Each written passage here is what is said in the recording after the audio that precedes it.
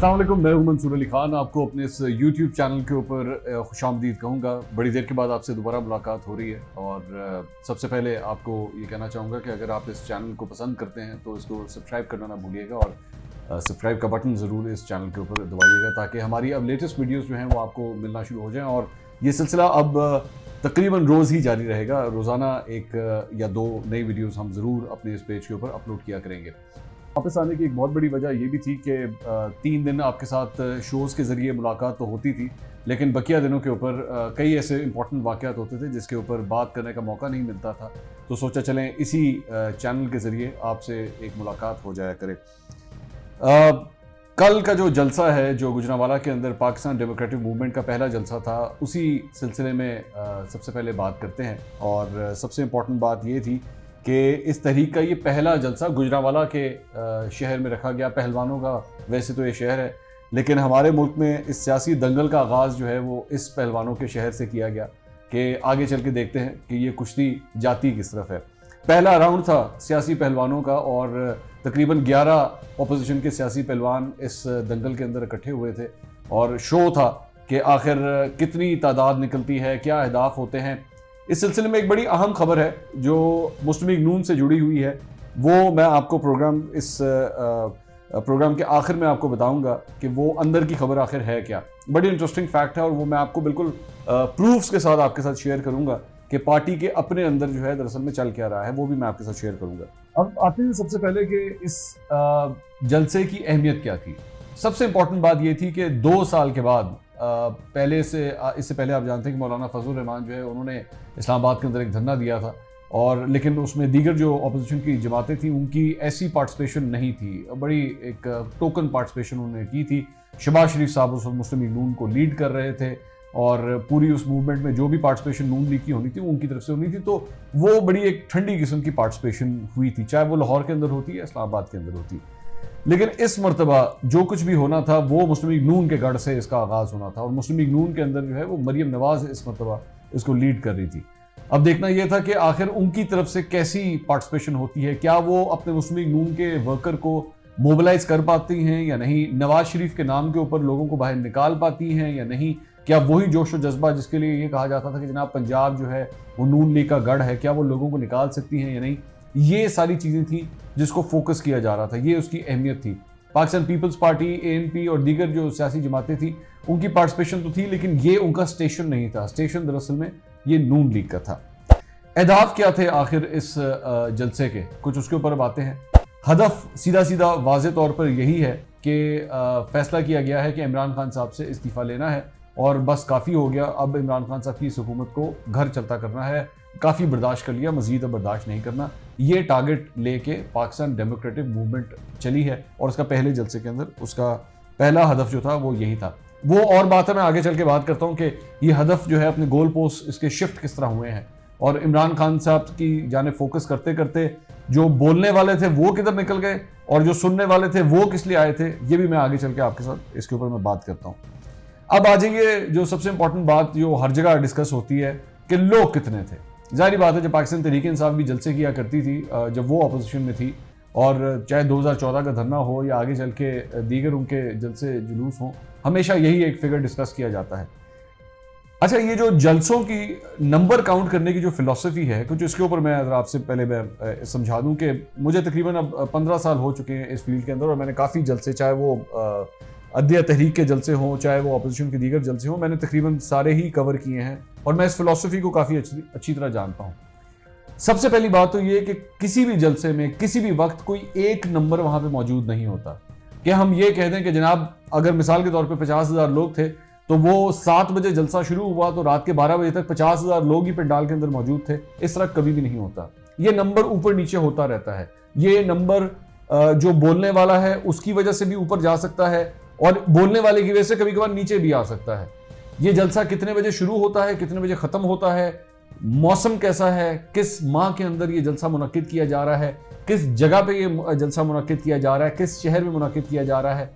एक वबा फैली हुई है उसके अंदर ये जलसा मुनक्किद किया जा रहा है। ये तमाम फैक्टर्स हैं जो काउंट करते हैं और उसके बाद जाके ये फैसला होता है। फिर सबसे इंपॉर्टेंट बात ये कि इस जलसे के मुनक्किद करने के लिए हुकूमत वक्त जो है वो उसको कितना फैसिलिटेट करती है, क्या उसकी वो राह में रोड़े अटकाती है या नहीं अटकाती। और एक और इम्पॉर्टेंट बात कि जलसा मुनक्किद करने वाला जो है वो खुद कितना ऑर्गेनाइज है, उसे खुद कितनी आदत है जलसे मुनक्किद करने की। आप एक बात ध्यान में रखिएगा कि नून लीग जो है वो बड़ी देर के बाद जो है, शायद बल्कि 2018 के इलेक्शन के बाद, मुझे इससे पहले चंद जलसे मरियम नवाज ने मुनक्किद किए थे। एज सच ना तो कोई बहुत बड़ी तहरीक उन्होंने अब तक कोई शुरू की है, ना उनको कोई जलसों की इतनी प्रैक्टिस रही है कि उनको पता हो कि लोगों को किस तरह मोबिलाइज करना है। थोड़ा सा आउट ऑफ टच हो चुके हैं। मैं ये नहीं कहूँगा कि इनएक्सपीरियंस्ड हैं, लेकिन थोड़ा सा आउट ऑफ टच रहे हैं नून लीग वाले। तो उनका ये पहला शो था जिसके अंदर उन्होंने अपनी परफॉर्मेंस दिखाई थी। तो ये सारी चीज़ें जो है ये मैटर करती हैं, और उसके बाद तो फैसला होता है कि जलसे के अंदर कितने लोग थे। अब एक बात तो मैं आपको क्लियर कर दूं कि ये कभी भी तय नहीं होता कि किसी भी जलसे में किसी एक वक्त में कितने लोग मौजूद थे, ये नंबर्स ऊपर नीचे जाते रहते हैं। अब मुख्तलिफ जो इंटेलिजेंस एजेंसीज हैं उनकी जो रिपोर्ट्स हमारे सामने आई हैं उसके मुताबिक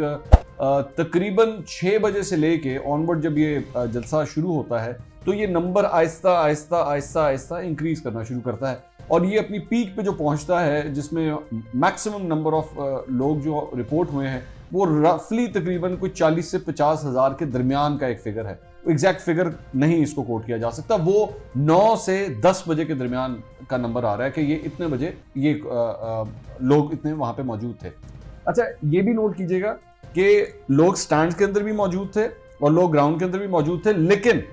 पेविलियन के पास का जो एरिया है जिसके सामने बिल्कुल स्टेज रखा गया था वो एरिया बिल्कुल खाली था, क्योंकि वहां से मुकर्ररीन जो थे वो नजर ही नहीं आ सकते थे, इसलिए वो जगह बिल्कुल खाली रखी गई। दूसरी बात यह है कि स्टेज के अगर आप स्टेज पे खड़े हुए और सामने आपके क्राउड है तो उसके राइट साइड के ऊपर जो जगह थी वो डीएसएनजीज जो टीवी चैनल्स की डीएसएनजीज है उनके लिए अलॉट की गई थी। एक जगह जो है वो मीडिया पर्सन्स के बैठने के लिए अलॉट की गई थी। एक पर्टिकुलर एरिया जो है इनके हाई प्रोफाइल लोग जो है जिसमें एमएनएज एमपीएस वगैरह शामिल थे, सेनेटर्स थे, उनके बैठने के लिए जगह अलॉट की गई थी। तो सामने का बहुत सा एरिया जो आपको कुछ हद तक खाली लगता है वो ये वजह थी कि स्टेज के बिल्कुल सामने जो है वो हर जलसे में होता है। वो पीटीआई के जलसों में भी हम देखते थे कि इस तरह के इंक्लोजर्स बने होते थे और पहले के शुरू का एरिया खाली होता था। असल क्राउड जो होता है वो तकरीबन कोई 40 फुट या 45 फुट के बाद शुरू होता है। तो यहाँ पे भी सूरत हाल कुछ यही थी। तो आप इस पे तकरीबन ये जो हुकूमत कह रही है कि जनाब इन्होंने आधे ग्राउंड के ऊपर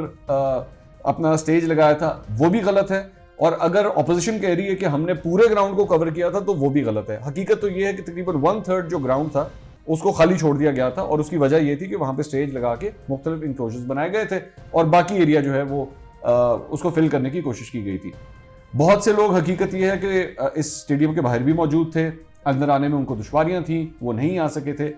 लेकिन उसके बाद मुख्तलिफ मुकर्ररीन के वक्त जो है ये नंबर्स ऊपर नीचे जाते रहे। मौलाना फजल रहमान सबसे आखिरी स्पीच उनकी थी, जब तक वो पहुंचे तब तक ये नंबर्स कम होके 10,000 के आसपास तकरीबन आ चुके थे, बल्कि शायद कुछ जगहों पे तो कोट हो रहा है कि उससे भी कम हो चुके थे, क्योंकि मौलाना फजल रहमान एक तो सबसे आखिर में उन्होंने स्पीच की, बिल्कुल एंड के अंदर उन्होंने स्पीच की, लोग थक चुके हुए थे, बहुत देर से आए हुए थे। ये कहा जा रहा है कि इन लोगों ने जो है वो अपना टाइम स्केड्यूल बहुत डिले कर दिया। हमारी इतलात के मुताबिक ये सब कुछ जो है रात को 12 बजे से पहले पहले खत्म हो जाना था, लेकिन खैर इसको बहुत ज़्यादा डिले भी कर दिया गया। तो इसलिए पहला जलसा था, इनसे भी बहुत सी कुताहियां हुई हैं, गलतियां हुई हैं। एक जो सबसे बड़ी गलती हुई है जो मैंने आपको खबरें भी देनी है वो मैं एंड पे जाके आपके साथ शेयर करूंगा कि वो कौन सी इंटरेस्टिंग खबर है, वो भी एक वजह बताता हूं कि इनकी पार्टिसिपेशन क्यों इतनी खराब रही है। दूसरी बात नंबर्स के हवाले से जहां तक आती है, वो हुकूमत ने भी हर मुमकिन कोशिश की। तकरीबन 31 मुख्तलिफ पॉइंट्स थे गुजरांवाला शहर के अंदर जहां पे कंटेनर्स लगा के उसको ब्लॉक कर दिया गया ताकि लोगों का एक्सेस जो है वो मुश्किल बना दिया जाए, इतना आसान ना किया जाए। खुर्रम दस्तगीर की अगर आप उनकी रहायशगाह के बाहर जाकर देखते तो वो तो लिटरली पूरा उसको उन्होंने किला बना दिया था कि लोगों का एक्सेस जो है वो कम से कम किया जाए। क्या ये ज्यादती थी? हाँ, ये ज्यादती थी। क्या ये पहली दफा हुआ है? नहीं, ये पहली दफा नहीं हुआ। इससे पहले जब नून लीग की हुकूमत थी और इमरान खान जब जलसे करना चाहते थे या ताहिरुल कादरी उस वक्त जलसे करना चाहते थे तो उनकी राह में भी इस तरह रुकावटें खड़ी की जाती थी। उनके लोगों को भी गिरफ्तार किया जाता था, लोगों को उठाया जाता था ताकि इनकी स्ट्रेंथ को हिट किया जा सके।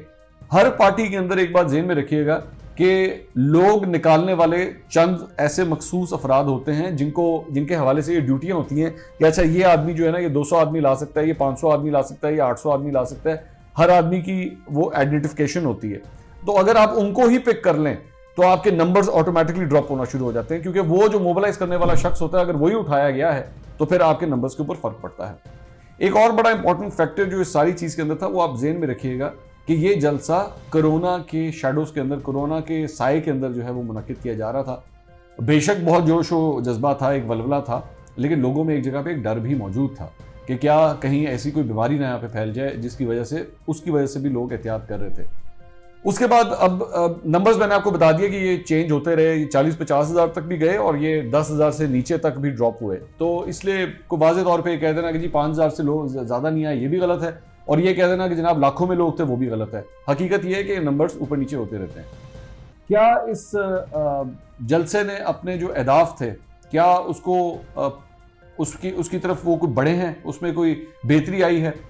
میرا نہیں خیال کہ اس وقت عمران خان صاحب کی حکومت کو جو ہے وہ کوئی بہت زیادہ پریشانی ہوگی اس جلسے کے بعد, یا عمران خان صاحب سوچ رہے ہوں گے کہ جناب میں نے کس دن اپنا استعفیٰ دینا ہے. مجھے نہیں لگتا ایسی کوئی بات ہے. میرے خیال میں عمران خان صاحب کی جو سوچ اس جلسے سے پہلے تھی وہی سوچ اس جلسے کے بعد بھی ہے. اور ہاں یہ ضرور ہے کہ اب وہ اپنے لوگوں کے ساتھ بیٹھ کے یہ ضرور سوچیں گے کہ میں نے ان کی اسٹرینتھ کو مزید کس طرح خراب کرنا ہے, میں نے مزید ان کے اوپر کس طرح دباؤ ڈالنا ہے کہ یہ نمبر جو ہیں ان کے مزید کم سے کم ہوتے جائیں. وہ آگے چل کے میں اس پہ بھی ابھی میں بات کرتا ہوں کہ اس میں کیا کیا فرق آتا ہے. ایک اور امپورٹنٹ بات یہ جو میں بات کر رہا تھا کہ جو کراؤڈ وہاں پہ بیٹھا ہوا تھا, جو آیا ہوا تھا وہاں پر, اس میں ایک تو وہ طبقہ تھا جو ڈائی ہارڈ ورکر ہے ان پارٹیوں کا, چاہے وہ نون لیگ کا ہے یا پیپلز پارٹی کا ہے یا مولانا صاحب کا ہے. لیکن ایک بہت بڑی تعداد جو لوگوں کی وہاں پہ آئی ہوئی تھی وہ مہنگائی کی وجہ سے آئی ہوئی تھی. مہنگائی اس کا اصل دشمن تھا. اب وہ لوگ جو اس پنڈال کے اندر بیٹھے ہوئے تھے, جو یہ ساری تقریریں سن رہے تھے, اور وہ لوگ جو سٹیج کے اوپر بیٹھے ہوئے تھے جو ساری تقریریں کر رہے تھے, اس طرح لگ رہا تھا کہ دونوں کے اہداف جو ہیں وہ مختلف ہیں. وہ مہنگائی ختم کرنے کے لیے آئے ہوئے تھے, لیکن جو اوپر بیٹھے ہوئے تھے وہ سلیکٹرز کے خلاف, اسٹیبلشمنٹ کے خلاف اور فوج کے خلاف جو ہے وہ تقاریر کرنے کے لیے وہاں پر آئے ہوئے تھے, اور انہوں نے اپنا مین ٹارگٹ جو ہے وہ ان کو بنایا ہوا تھا. عمران خان صاحب کے اوپر تو وہ ہٹ کر ہی رہے تھے, لیکن نواز شریف صاحب نے جو اپنی تقریر کی ہے اس کے بعد انہوں نے اس پورا پنڈورا باکس کو کھول دیا ہے اور یہ اعلان جنگ کر دیا ہے کہ میرا اصل ہدف جو ہے وہ کون ہے. میں آگے چل کے اب اس پہ بھی بات کروں گا کہ اس کے آگے اب اس پارٹی کے پاس آپشنز رہ کے گئی ہیں. بہرحال اس طرح لگ رہا تھا کہ یہ دونوں بالکل مختلف اہداف کی طرف چل رہے ہیں. اب اس کے بعد امپورٹنٹ بات یہ آتی ہے کہ آپ نے اپنا پہلا جو جلسہ ہے اس کے اندر اب آپ نے اعلان تو کر دیا کہ اب میرا دراصل میں ہدف یہ ہے اور میں اس نظریے کے ساتھ اب آگے چلوں گا. اب سوال یہ ہوتا ہے کہ اس کے بعد جب آپ کا دوسرا جلسہ ہوگا, جب آپ کا تیسرا جلسہ ہوگا, چوتھا جلسہ ہوگا, کیا آپ کے اب اس نعرے کے ساتھ, اس نظریے کے ساتھ لوگ آپ کے ساتھ آگے کھڑے ہوتے ہیں یا نہیں ہوتے؟ یہ فیصلہ کرے گا. کیونکہ کل جو لوگ وہاں پر آئے ہوئے تھے, چاہے وہ لوگ ہوں, چاہے میڈیا کے نمائندے ہوں, یہاں تک کہ میری اطلاع کے مطابق پارٹی کے اپنے چند لوگ ہوں, ان کو بھی اس بات کا نہیں پتا تھا کہ نواز شریف صاحب اس قسم کی تقریر کر دیں گے جس میں وہ آرمی چیف کا ڈائریکٹ نام لے دیں گے, جس پہ وہ ان کو تنقید کا نشانہ بنائیں گے. لوگ خود بھی ایکسپیکٹ نہیں کر رہے تھے, تو وہ سب کے لیے ایک دم ایک شوق کے طور پہ آیا تھا. آ گیا, ہو گیا, یہ سب کچھ اپنا دن پورا کر چکا ہے, اپنا ٹائم اس نے مکمل کر لیا. اس کا اب جو رزلٹ آئے گا وہ دوسرے جلسے, تیسرے جلسے یا چوتھے جلسے میں آئے گا, اور جو آخری جلسہ انہوں نے لاہور میں مینار پاکستان میں کرنا ہے, یہ تب جا کے فیصلہ ہوگا کہ کیا اب لوگ آپ کے اس نعرے کے ساتھ کھڑے ہیں یا نہیں. کیونکہ حقیقت یہ ہے کہ اس سے پہلے بھی کئی دفعہ تنقید تو کی گئی ہے نون لیگ کی جانب سے, لیکن ڈھکے چھپے الفاظ میں کی گئی. نون لیگ اب کدھر کھڑی ہے کل کی اس تقریر کے بعد؟ نواز شریف نے جو تقریر کی ہے اس کے بعد نون لیگ کہاں پہ کھڑی ہے؟ سوال سب سے امپورٹنٹ پیدا ہوتا ہے کہ اب کیوں, 2 سال کے بعد کیوں؟ 2 سال 2018 کے انتخابات کے حوالے سے آپ نے آرمی چیف کے اوپر الزام لگایا, آپ نے کہا کہ ان کی وجہ سے جو ہے وہ سب کچھ ہوا. سوال یہ ہے کہ ان انتخابات کے بعد پھر بھی آپ نے جا کے حلف اٹھایا, پھر بھی آپ نے کسی کا نام نہیں لیا, اور آج 2 سال کے بعد اب جا کے آپ یہ سارے نام لینے کے اوپر راضی ہو گئے. دوسرا پوائنٹ,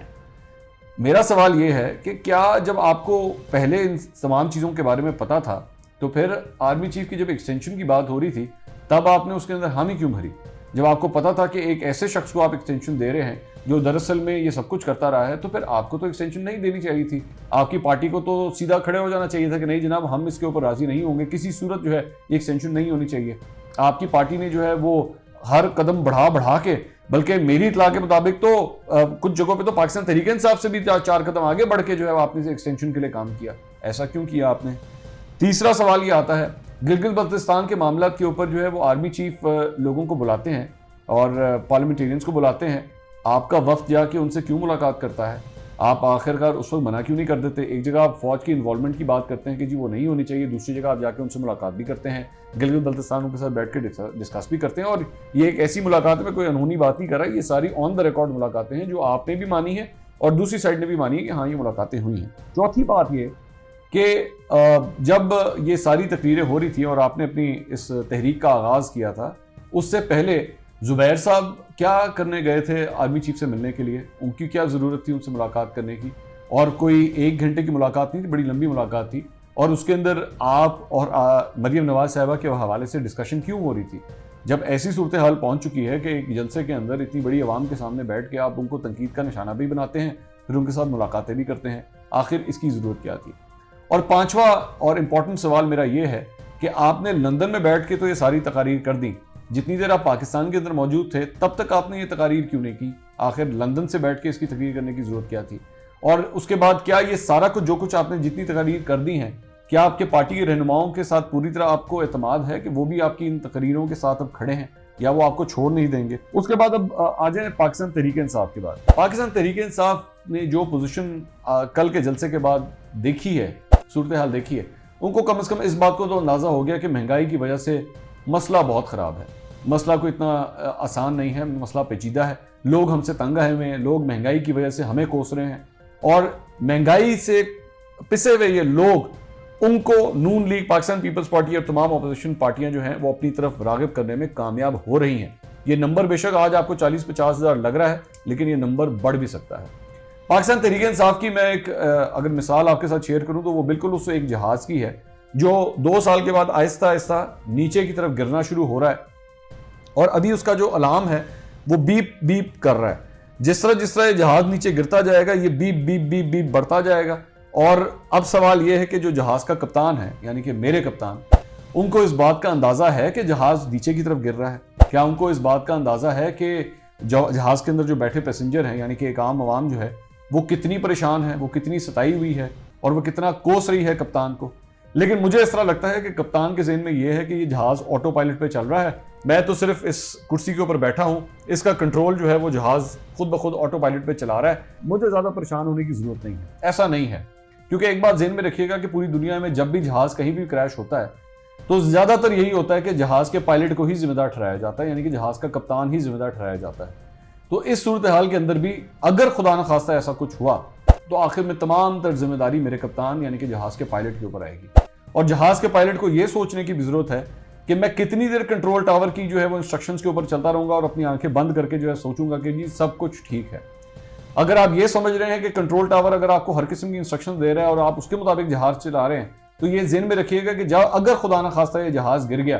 تو کنٹرول ٹاور نے تمام تر اس نے ذمہ داری بھی آپ کے اوپر ڈال دینی ہے، اس نے بھی اپنے اوپر کچھ بھی نہیں لینا۔ تیسرا اہم جو ایشو آتا ہے وہ آتا ہے فوج کے حوالے سے، کہ کل کے اس جلسے کے بعد جو ہے وہ فوج کے اندر کیا فیلنگ ہوگی؟ فوج کے اندر ریزنٹمنٹ ہوگی، فوج کے اندر غصہ ہوگا اس ساری تقریر کو سننے کے بعد، وہ اس سارے معاملے کو اتنا لائٹلی نہیں لیں گے، کیونکہ جب فوج کی طرف انگلیاں اٹھتی ہیں تو وہ چیز فوج کو پسند نہیں آتی۔ اور اس میں صرف میں آرمی چیف کی یا سارے جو ٹاپ فگرز ہیں میں صرف ان کی بات نہیں کر رہا، میں ایک عام سپاہی کی بھی بات کر رہا ہوں۔ ایک بات ذہن میں رکھیے گا کہ پچھلے 3 دن کے اندر ہمارے سیکورٹی فورسز کے کئی افراد جو ہیں وہ شہید بھی ہوئے ہیں، اور ایسے موقع کے اوپر فوج کے سربراہ کے حوالے سے اس قسم کا بیان دینا یہ فوج کے ادارے کے اندر کچھ زیادہ اچھے طور پہ پرسیو نہیں کیا جائے گا۔ ہیونگ سیڈ دیٹ، کیا فوج کو اس سارے معاملے کے اندر اس کے بعد اپنے اسٹریٹجی کو یا عمران خان صاحب کے ساتھ جس طرح جوڑا جا رہا ہے اپوزیشن کی جانب سے، ان کو فوج کو عمران خان صاحب کے ساتھ جوڑا جا رہا ہے، کیا اس کے اوپر ری تھنکنگ کرنے کی ضرورت ہے؟ میرا خیال میں اس چیز کی ضرورت پڑ سکتی ہے، کیونکہ